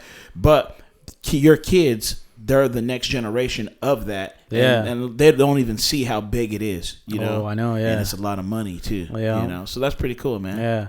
Yeah, they're cool. pumped. You just plant them seeds on. They would never do this before, right? They would never do this. They would never believe like that. No. It's powerful. Yeah. That's awesome, man. We need more of that shit, man. Yeah.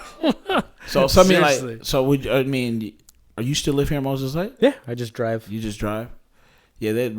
Have you ever thought about because you're friends with Josh Meeks, right? I mean, I know him, but it would be nice if we had something like that here. Yeah.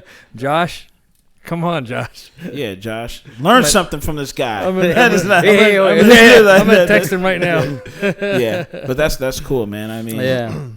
Shit, my kid's not in junior high, but that's something because the school systems are all fucked up, bro. So you being in the school system, are you confident with our current climate of schooling and the system we have in place? Are you confident sending your kids to school?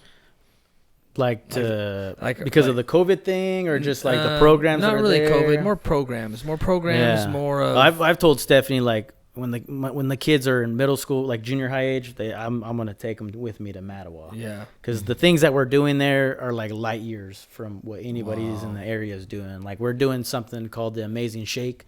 Amazing Shake practices on soft skills. Soft skills are like how to shake a hand, look people in the eye, talk through, communicate through things. Yeah, man. And so the Amazing Shake's put on by Ron Clark Academy. Ron Clark is he's this big guy in education. So he taught in New York, has a charter school. This charter school, focuses on the soft skills, but like getting kids, making them feel belong in a school. So he does like the house system where it's like Harry Potter stuff, like Slytherin or Hufflepuff, like those houses that they have in Harry Potter, where we put these kids into houses and we do house competitions. So it's a way to get kids motivated, where like if they didn't do sports, like the traditional sports or an extracurricular activity like a club, they still in this house system that gives them the opportunity to participate in like assemblies where we'll do house competitions. It'd be like cheering. You got to look us up on Facebook. We do a lot of those competitions and we put them live on Facebook. And so we do a lot of that, but like just the soft skills itself, it's a national competition. So we'll go regionally in Tri-Cities. Whoever wins there goes to Atlanta for the national one. And we've had kids always place high. Like, we've always had to send kids to Atlanta. And that's so amazing, it's like they're competing nationally, and it's crazy kind of scenarios. Like one year was like, you're working at Subway and there's a disgruntled customer. What do you do? And a lot of the kids who don't know or practice, they're like, oh, I don't know.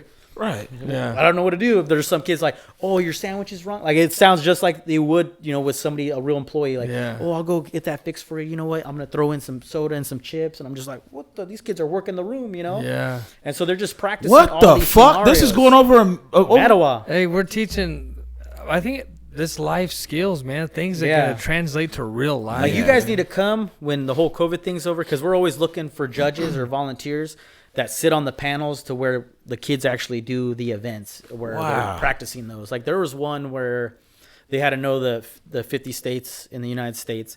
There's one where they had to do like acting. So there's just different scenarios that we think as the school, like, oh, this would be good to know, to possess a skill or something like that. Like, there's even one where it's like, you're late to work. How do you explain this to your boss? What the fuck? Like, really? So I had some kids who are like, you know what? I should be fired. I'm like, no, you can't say that to your boss. I was like, with me, I was like, I got a kid, so I could tell my boss, like, man, my son had a blowout. If you Yeah. had kids, Yeah. you know what a blowout Oh, is. yeah. That's hard to Yeah. clean. Yeah. Like, it's And I'm a guy, everywhere. too. Yeah. So I was like, I'm sorry. That's why I'm late. Right. And the kids were like, I believed you. I was like, takes- well, I just lied. I Yeah. just said something. Yeah. You And know? it like, takes dads twice as long as it does moms, man. Oh, yeah. Shit. Yeah. So I love all that stuff, bro. That's important. That's cool. I got a question. Are the staff there? Yeah. Are they on board? Are they Oh, yeah. as excited about Has to these be. new programs? yeah, has to be. Really, that's so Yeah. cool, Yeah, man. but- I feel like one thing is this. Anthony and I have talked about this in sports, and is we need like new blood in the system. Yeah, I like remember you young mentioned that people on to Bubba's come- episode. Yeah, Yeah, just to come in and be excited and invigorate and just like all these things and I feel like we don't have that here. Yeah. And there's some. I'm not knocking everybody because I know there's a lot of good teachers. Yeah. Man, but I feel from personal experience, I don't know if that's here as much as sounds. Man, you got me excited. I want to go back to middle school. Yeah. Like, Yeah. I want my kids to be in an environment like that though, where the teachers are just as excited about these programs as these kids Yeah. are excited. Right. You know, that environment is just sounds powerful. That's man. good. That's good shit, dude. Like I said, 2020 is a fucked up year, but that's cool. But what's like is there a name for whatever this is? Is there like a brain behind it that says, okay, this is what we're gonna do because they're doing it here? Is there something like the name? Yeah, that Ron Clark Academy. So that's like the only district I know. Like my principal, who's the superintendent, he's the interim. He's like, hey, you got to go to Ron Clark Academy, and that's where they're doing it at in Atlanta. Okay. So this guy, he was on like the Survivor last season Okay. or something. So he's like well known. Ron Clark. Okay. But it's a tight school. Like it's the one part I like is like they got graffiti, like murals and stuff all around the school there. So my principal's like, well, let's get murals and graffiti You up guys in have our that at school. your school? And we have it. Like if you look us up on Facebook, Oh, you'll see like the Well, murals all over the building. So it's just you're- all Yeah, tagged dude. up. It's badass, dude. Yeah. And that's the thing because my 18-year-old, he went to high school, finished off in a different school here, so we played Yeah. Luke. So we'd been over there playing times, and I was blown away by one. The school looks amazing Yeah, it's nice. over That there. school's nice. But the art, all that stuff, man. But all that stuff, All it's just the it's kids- it's for kids, man. It makes kids excited Yeah. to be in that environment. You It know makes what them I'm feel saying? like at home. Yeah. To make them want to So come. they all and have. It seems like participate. they have an outlet to do whatever they want to do because Creative. a lot of Be kids, their creative. outlet might be frustration, so they're gonna play a sport. But not Yeah. all kids aren't sport kids. So this Yeah. kid's gonna be. He's gonna do an outlet in this, an outlet in that, and and then some kids just have art. Well, there's not many things you can do art except draw. But hey, we got this deal. Yeah. Art, man, this is your deal, and every kid has an outlet. That's something that needs to be not just where you guys are. It needs to be everywhere. Yeah. That's pretty cool. So let's. I want to change it up. I know now. This is kind of dark right now. All right, hit me. Over in that area, there's a lot of women coming up missing. Oh, like kind in of. Mattawa, like just women coming up missing. I would say like earlier, like gangs and stuff like that, pretty dominant, pretty bad over there. Now it's not as bad. Like I remember when we got hired, they would tell us all these horror stories, like of kids with drugs coming to school, or like with kids posting on social media about their guns and whatnot. But it's really not like that anymore. So it's what it is now is just a community where you got immigrants wanting a better life for their kids. Okay. It's as simple as that. You might have the kids that were in elementary and they're young and innocent and then get caught up in some things in the hood and then they turn that route. It looks like they're turning sour, but that's like that's like 1 out of 10. Yeah.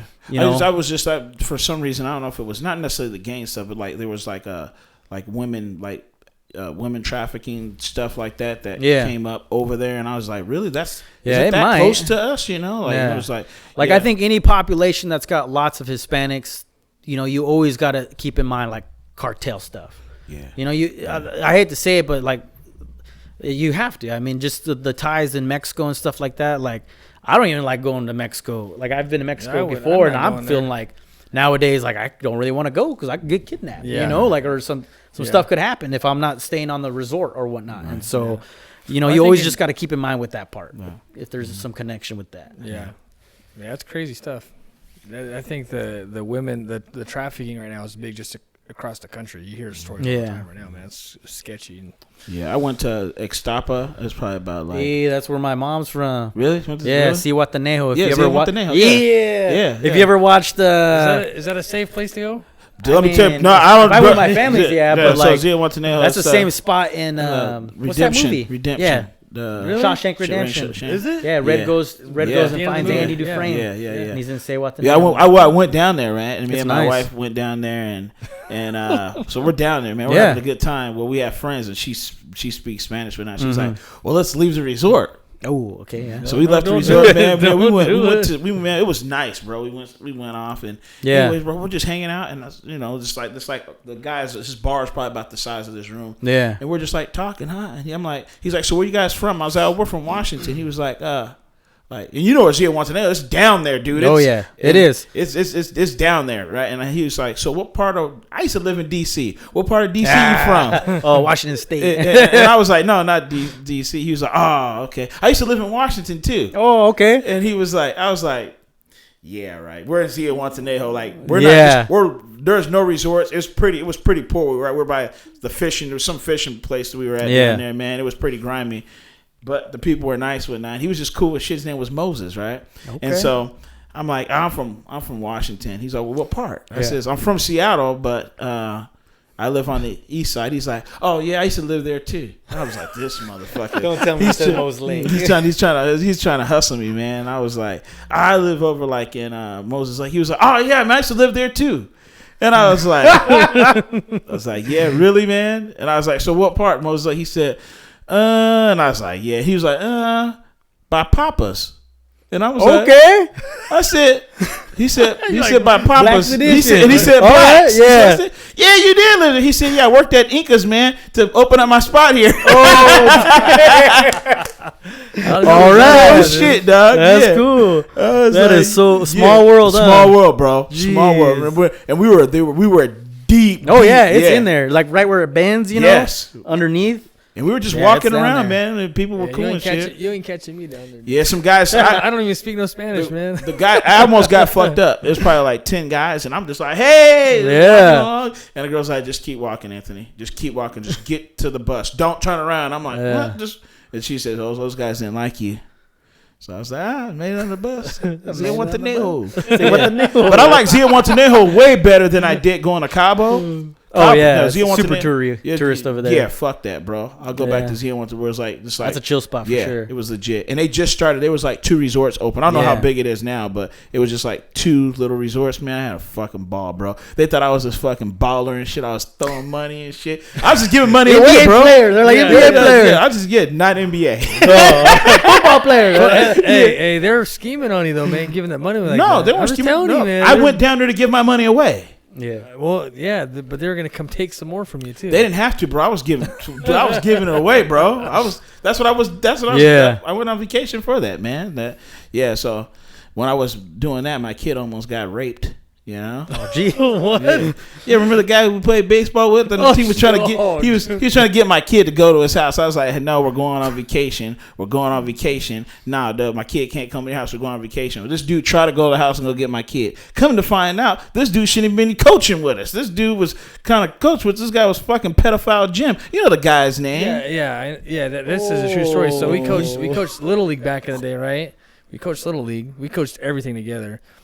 And we had a parent of one of the kids that we coached. Yeah. And Anthony, you have to do background checks when you coach, right? Yeah. Oh yeah. Well, one of the parents was like super nice guy, and he was generally just a nice guy. Yeah. But he's like, hey, I'd like to volunteer and help, guys. I've done this with baseball in the past, and I just love to help. So I'm just like, all right, well, yeah, cool. If you want to like shag some balls, just basic stuff, and yeah, long story short, man. Yeah, this guy, that happened, and who knows what was going to happen. But long story short, the president of the league, he approached me. This is sometime later. He approached me. He's like, hey man, so and so, man. He's like, he can't be around the kids. He can't help. I'm like, all right, cool. Like, all right, that's cool. He's like, yeah. He's like, he's couldn't really tell me specifics, but he's like, he's got a past, and he can't pass a background check, so he's not. He cannot.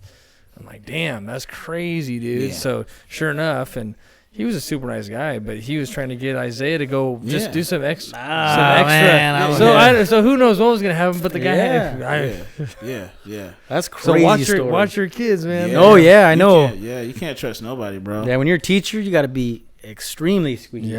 Yeah. And so, like, for me, that's how I lived my whole life. So it's not a big deal. Yeah. And when I got people telling me, like, oh, could I do that? I'm like, well, can you pass a background check? They're Yeah. like, I'm like, Yeah. oh, sorry, man. Sorry, like, buddy. not for Sorry. you. Yeah. Not for you, the line, bud. the door's right there. You can't come in. Sorry, you know. Yeah, that's, You can Yeah. man, I was like so pissed off when I found out that guy came to my house when I wasn't there because my mom and my brother were at the house and I didn't see him after that. Yeah.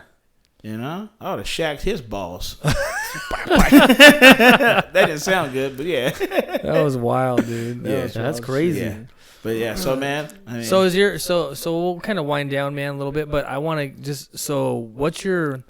Do you plan on just your whole career teaching? Do you have things outside of it? Like, what do you? Yeah, what's like, your goals, man? I'd say my goal is, I seen some crazy old lady. She was a teacher, taught for like 40 years, and so with all of her old lessons, right, her lesson plans, she sold them on the internet. There's this platform called Teacher Pay Teacher. teacher pay teacher. Yeah, Teachers Pay Teachers. Okay. And it's like a platform where all the teachers anywhere can just, sounds like a good lesson. I want to buy it. yeah. And so when I found out that she like made $1 million off of it, I was like, wow. whoa. Yeah, I was like, I'd like to do that.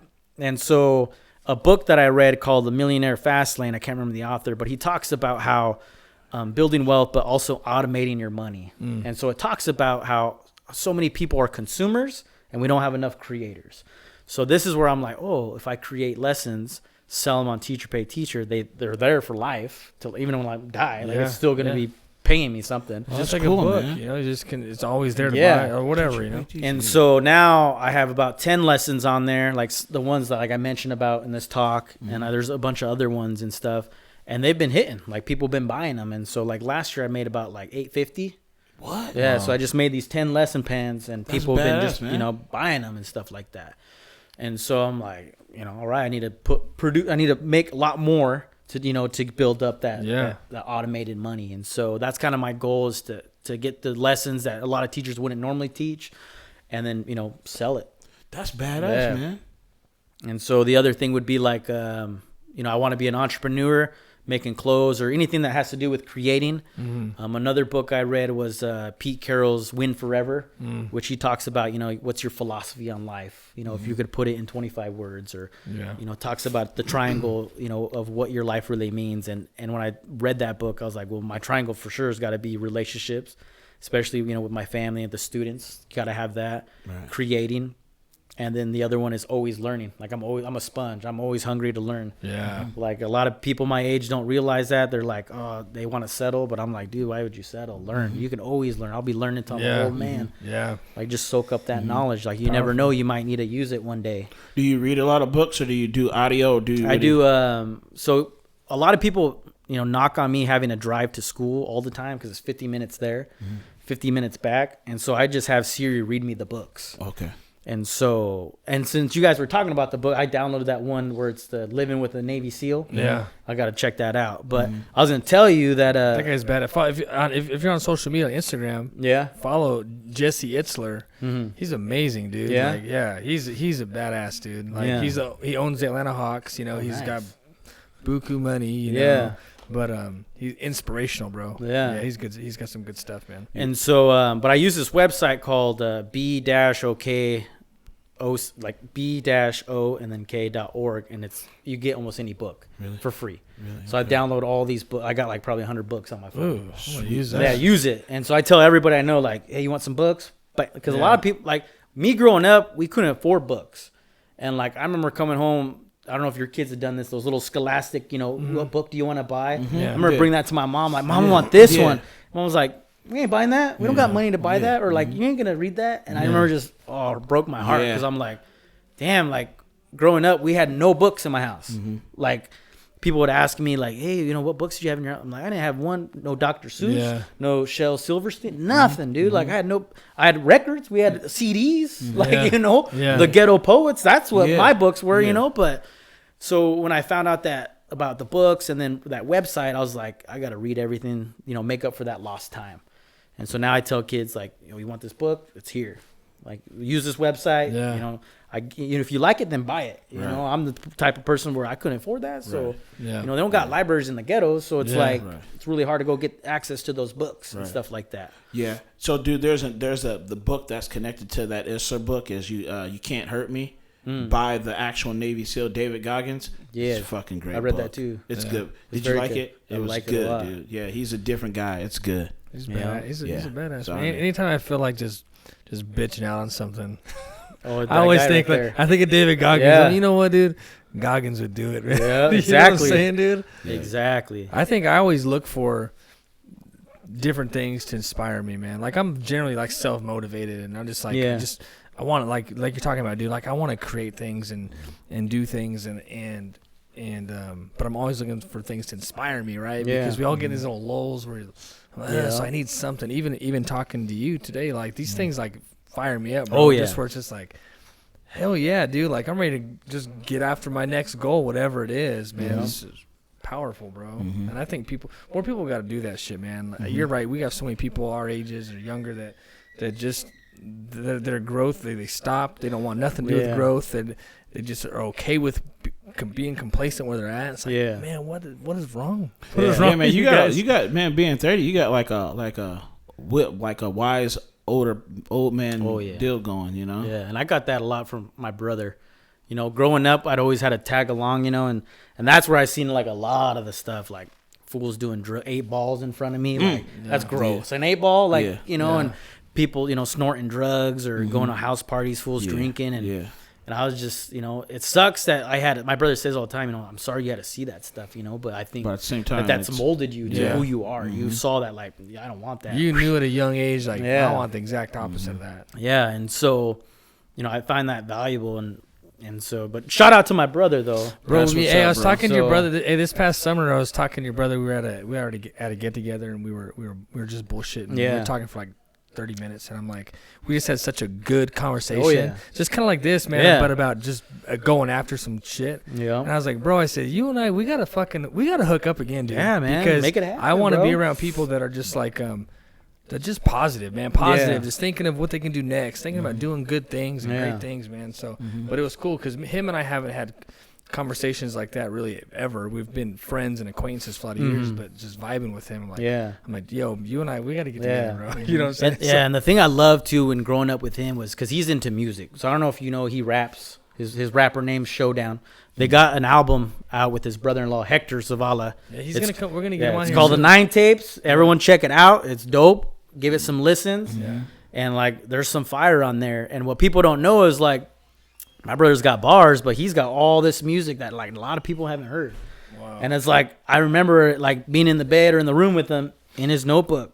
You know, I can hear him just saying it out loud. Like, oh, you think this sound good, little brother? I'm like, well, yeah, like, you know, all right. Yeah, This sound cool, like man. some Pac, you know, like, all right. I'm vibe with it. Yeah. And that's like always what I liked with my brothers was, you know, we never like, no, that's whack, brother. Like, it was always like, let's create, let's see what we can do. And it was never like, oh, I don't think you can do that. It was always like, oh, I want to see you try it. Keep going. Let's, you know, it was that encouragement. And that was like some deep conversations I would always have with my brother, you know, when we're all together, when we get like for birthdays or whatnot, just like, man, the stuff that we went through is bananas. And that how far we have come is just phenomenal. And like when other family members that are there that don't know, they're just like, what the, like, I would have never known that you went through some stuff like that. Right. Yeah. And I'm just like, that's why I like what you guys are doing, because the stories that are being shared is so valuable, right? Because it's like, if it's not in a book, you know, nowadays that we're in a modern era, you can access podcasts or even listen to it, you know, and it's just the stories that you share are valuable. Like I remember the reason why I created like a lot of the lessons that I do that are, you know, show the other light on, you know, minority groups or stories that don't get told a lot. There's like a thing you can Google where it talks about like all the ethnic groups and how much like literature content that's in written form, how much like percentage wise is published. And you look and I can't remember the name of the picture. I think I have it on my phone, but so it goes like, you know, white people, and it's got like this illustration where the white kid is looking at himself. He's got all these mirrors, you know, disco ball, like feeling himself. Then it goes to animals.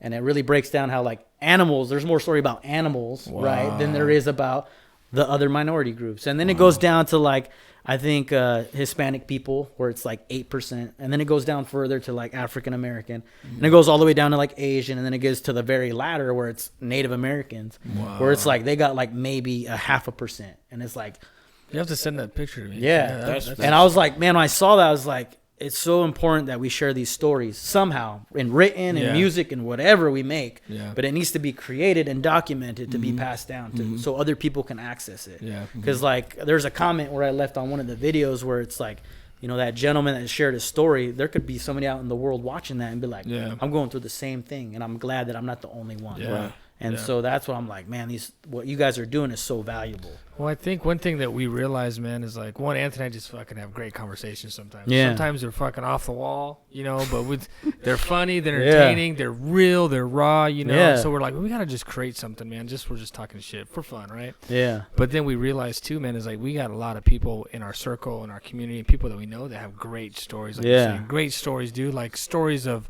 adversity and overcoming and addiction and gangs and jail. And it's like, dude, man, like these stories are powerful, man. Oh, They're yeah. like powerful. So we was like, let's bring them on here, man. Let's just Yeah. start talking and vibing and realize that most of us all really kind of have a lot in common and really want the same things. You know, we just got crazy fucking stories, man. Yeah. Like that. I mean, just the whole story about your mom. That's a fucking movie by itself. Oh yeah. That could be a whole movie. Yeah. Like a real movie. You know? And when I had to write that too, it was like it started off at like a couple pages of an essay, and then when I interviewed my mom, I was like cranked out 20, but it was like so easy. So easy. It like wrote itself, and so that was like the one thing where like people talk about, well, you should write a book, and it, you know, it can be daunting or it could be timid, like, oh, I got to write a big book. Yeah. But there's other avenues like podcasts or you know, videography that you can like vlogging and stuff like that. You should think about doing a book, man. I follow this guy because I've kind of definitely thrown around the idea of doing a book, you know. But he gives you these ideas of how to do books, and he said, like, by recording it. He said, because you're right, writing it down is difficult, and even sitting down to write down, he's like,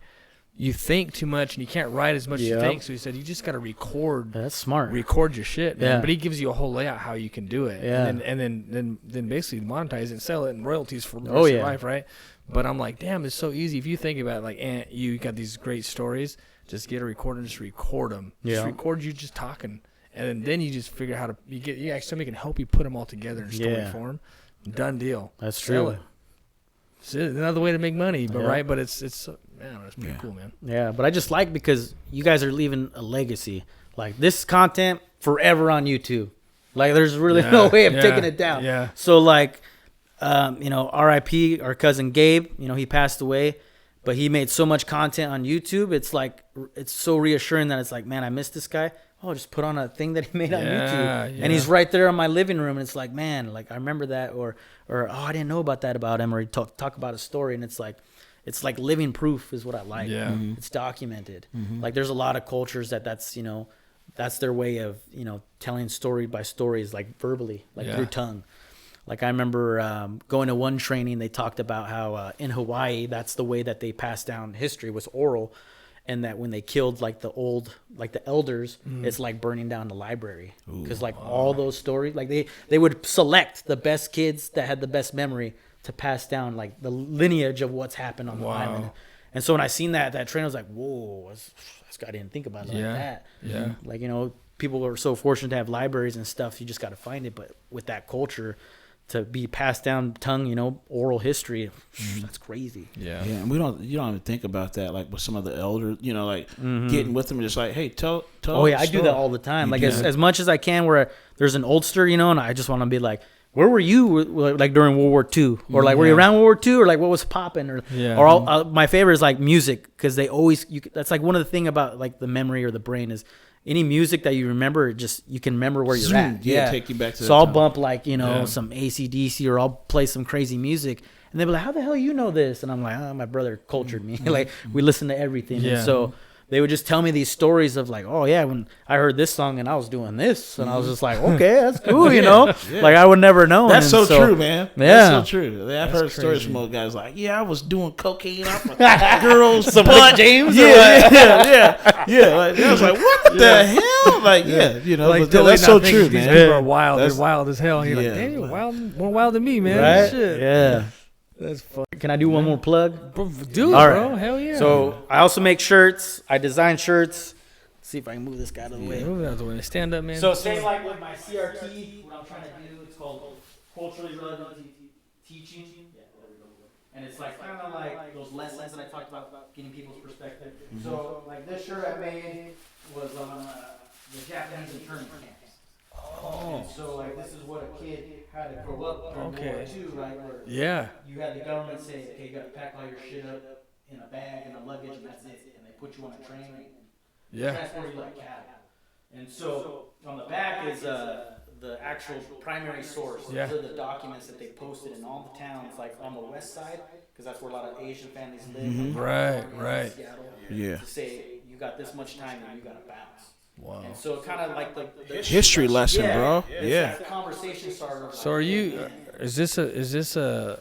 Get that mic so we can finish off. But is No, man, that's the shit, bro. Me and my mom were just talking about this yesterday, dude. I'm just the curious. whole, So are you? Is the this, culture that happened to the people, the Japanese people. Is this your brand though? Like this? Your Yeah. This is because this is a really unique idea. Yeah, That and is so unique. because of teaching history and having all these stories that I've known or come across, like you could only really get them in college. Like I don't know why they only talk about this stuff in like the real effed up stuff that's happened, but it's like, oh man, I got to share that to kids so that they know what's up. So you got a site for this? It's in a, it's in a cool What's way. the site? I'll text it to you, but if you could put in the comments a link. Yeah. Same with like where to get them books or link with my brother's album or just whatever that we talked about. That'd be cool. Your brother's coming on. So Alrighty, there you go. I'll put the link on the actual video. Yeah, man. and my goal was though because it's on Shopify, and so I don't know if you guys know what Shopify is. It's just like an online store, and so what I would like is the shirts that sell this November and December. It might be a little spendy, but I got them on like Champions, sweaters or thick, good stuff, material.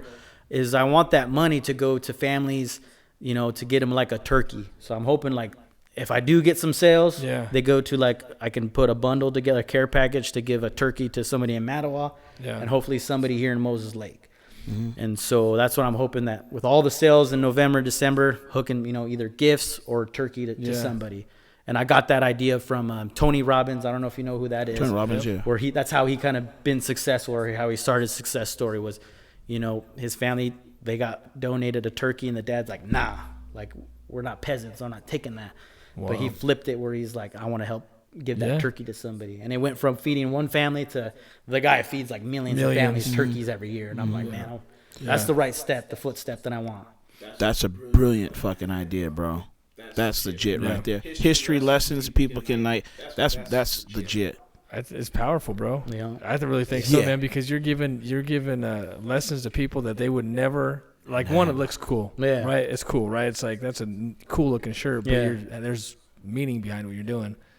I think it's cool. So I think you're onto something. Honestly, you better trademark that shit and copyright it. Because you better be smart right now, dude. That's the whole deal. A history teacher teaching history to the world. Good thing we only got 220 some followers right now. Because I'm just saying because I trademarked that, bro. Yeah, seriously, man. I would just in case, man. Legit. Somebody's gonna steal your idea if you don't, man. That's legit. Hey, quit giving people ideas, but hey, that's legit, man. That's badass. That's crazy because me and my mom were just having that same discussion yesterday about what happens to the Japanese people, but in American history, we don't have the conversation. That's awesome. Yeah. But like the shirt I got you that's getting printed is Boys in the Hood. It's Furious.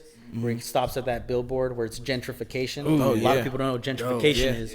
And so on that back where it talks about that famous line where he's like, why do you think they put a liquor store and a gun store on every corner? They want us to kill ourselves. So it's got that quote in there because I was like, when I seen that, at first when I was growing up, I didn't understand. But after learning about gentrification, these communities of minority, it's like, man, they're really trying to flush us out so that they can turn that real estate around and charge big time. And I'm like, man, that's super dirty. And so I was like, that would be a good shirt for you. And then the one I picked it's this one right here, but it's like a little bit more flashy. It's that one with orange.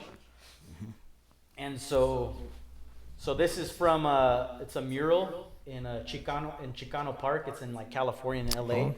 And so the history with Chicano Park is, there's this small park that Mexican families would be able to play at, and they wanted to turn it into just legit junkyard. And so the community like cleaned it up. They put these murals up, and they like advocated like, this is our section. Don't just because you think we live like in slums or whatnot. Yeah.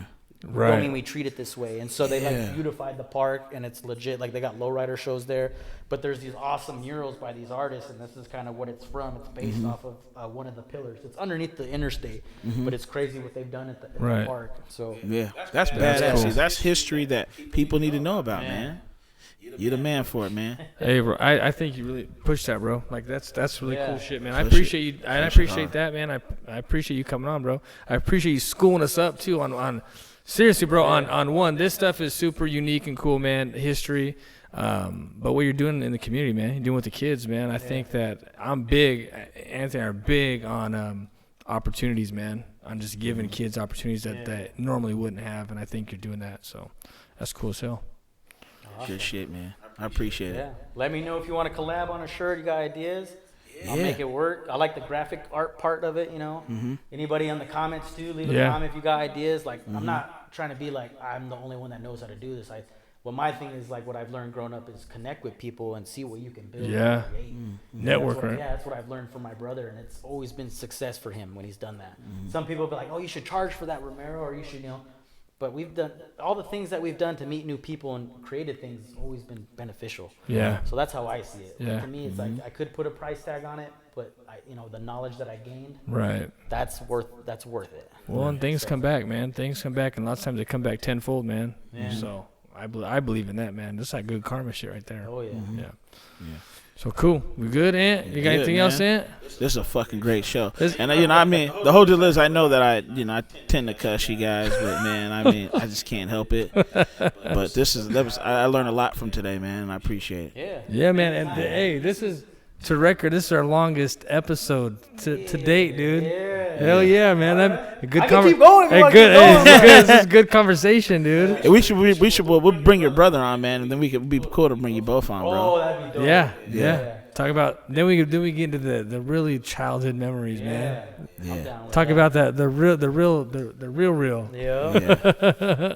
Hell yeah, cool, man. Yeah. Hey, well, let's get out of here, man. Hey, real quick, I just want to thank Eddie for stopping by the lab today, hanging out with us, man. I do really appreciate it. I hope you guys all enjoyed what we're putting out. And watch out for this guy, man. Pay attention and look what he's doing with his students in Walook in Mattawa. Appreciate you guys. Peace. Peace out.